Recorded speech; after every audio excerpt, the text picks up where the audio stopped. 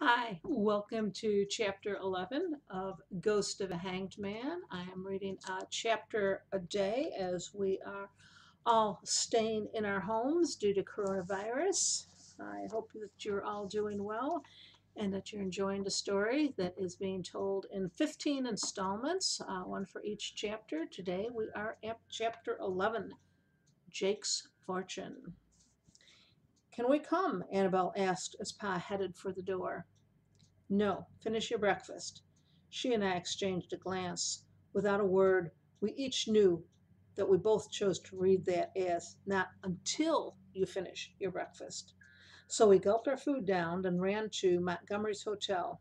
There was a crowd outside, kept outside by Deputy Sanders, but those who'd been there a while were eager to share what news there was with any newcomers. There are several boarding houses in town, but only one hotel. And it isn't like a big city hotel with someone at the desk all night long. So no one had seen Judge Wade fall. But he was dead. That was about all anybody knew, despite all the talking and all the guessing that was going on. Then Doc Fitzgerald came out. Dead for hours, Doc Fitzgerald announced. Dead of what? Somebody called out. A broken neck, Doc answered. Just like Jake Barnett, said some who had been to the hanging. Doc ignored that. Next out was Mr. Montgomery, the owner of the hotel. He wanted to make sure everybody knew the hotel was perfectly safe. No loose boards or slippery steps or lodgers would sneak up behind you and give you a push or anything like that, which may or may not have been comforting news, depending on your outlook. Any tinkers come in? Someone shouted out. No, Mr. Montgomery said. He added that his room was right on the first floor in case there ever was any late night callers. And he said, now that he thought about it, he'd probably heard the judge fall. He had assumed it was some animal dumping the kitchen scraps that had been put out in the alley. Pa came out about then and shooed the crowd away. It was an accident, he said. Unfortunate, but no reason to suspect anything beyond that. The crowd parted, more because Mr. Quinn and Samuel were bringing out the body than for anything my father had said. I heard someone mutter, but what was he doing wandering around in the middle of the night? Getting a glass of water, heading for the privy, running away from a shadow on the window? There was no way we'd ever know, I thought. Not for sure. The crowd was breaking up. Annabelle was off looking for either Charity Pickett or Elijah Quinn, and I had no place special to go when I heard a voice call out, Ben! Xandra came running up to me, her skirts looking even more colorful in the bright sunshine than they had 2 days earlier. She motioned for me to join her out of the way of other people in the alleyway between the hotel and Pickett's general store. I thought you'd be long gone, I said with a glance to the people who were giving us, her, dirty looks. But still, it's good to see you again. We're leaving now, Xandra said. It's not safe for us here anymore. She gestured vaguely toward the street, indicating she meant not safe because of the townspeople, rather than not safe because of a crazed, bloodthirsty ghost.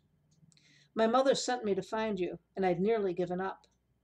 I was torn between being hurt that she hadn't answered, It's good to see you, too, and wanted to say that it wasn't fair people were making Xandra's family feel they had to move on, and being curious about why Xandra's mother would want her to find me. Curiosity won. Your mother? Why? Listen to me, she interrupted. I told her about what happened last summer with that man, Jake Barnett, and about the readings I did for you and Annabelle. This was not going to be good news, I could tell. And? I asked. And she did a reading for Jake Barnett. That was not something I would ever have guessed. Jake is dead, I said. How can he have a future to read? Xandra ignored that. She said, she kept getting cards that told of cruelty and bad choices and use of power for destructive ends. I shivered despite the sunshine. That sounds like Jake, I said. What else could I say? Xander punched my arm. You're not listening. The outcome card was the world reversed. Obviously, she figured even I should see the significance of that. Reversed meant upside down. I remembered that. The world upside down? I didn't understand. What does that mean? I asked. An earthbound spirit attached to one place. In the silence that hung between us, I heard a man round a corner on the street calling, "Zandra! Zandra!" Zandra glanced over her shoulder, but she didn't answer. "We heard about the 2 recent deaths," she told me in a whisper, as though she didn't dare speak out loud. Of course they'd heard. People were saying it was the Tinkers' fault. The Tinkers had brought the rain. The rain had swelled the river. The water had released Jake's coffin, and therefore Jake. Xander said, "My mother said to tell you, be careful. A man like that, a promise like that, there's great power involved here, Ben." Out on the street, a second voice added to the first, calling for Xandra, a child, I guessed.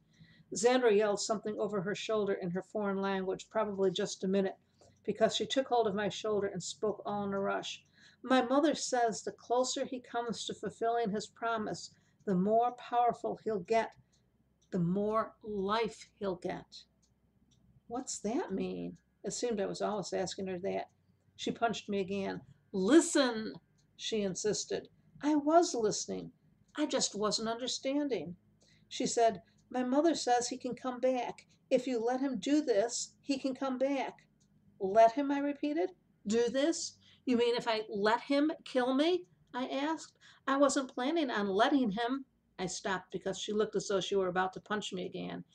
"If he comes back, there will be no stopping him," she said. Just then a woman who had to be her mother came around a corner. Xandra's mother had hair that went out in all directions at once, which made her look kind of witchy. But she stopped when she saw me, and she must have known who I was because, though she never said a word, she bowed her head, solemn and respectful, like I was dead already. Xandra stepped away from me. "Good luck, Ben," she said. That was it? Don't let Jake kill me? What kind of advice was that? "But how can he be stopped?" I called after her.